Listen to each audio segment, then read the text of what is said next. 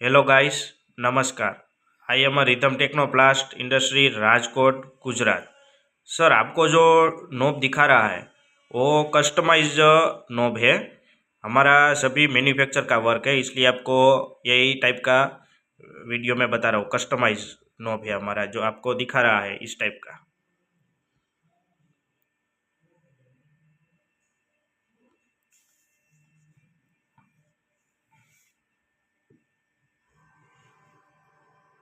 इस टाइप का भी हो जाता है। कभी कभी वो कोटेशन के लिए भी किस तरह का भी रिक्वायरमेंट रहता है, इस तरह का भी तो वो भी होता है।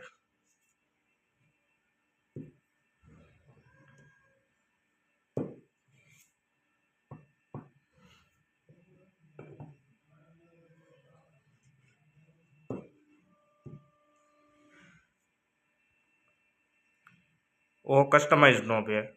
आपको जिस टाइप का रिक्वायरमेंट होगा वो भी हम बना देगा। हमारा सभी मैन्युफैक्चर का वर्क है, इसलिए आपको जो कोई आपका वो पेस्टल कस्टमाइज डिज़ाइन वाला नॉब होता है तो वो भी हम बना देगा। हमारा सभी इन हाउस मैन्युफैक्चर का वर्क है, इसलिए आपको कभी कभी कोई रिक्वायरमेंट रहता है कस्टमाइज साइज का नॉब का, तो वो भी हम बना देंगे।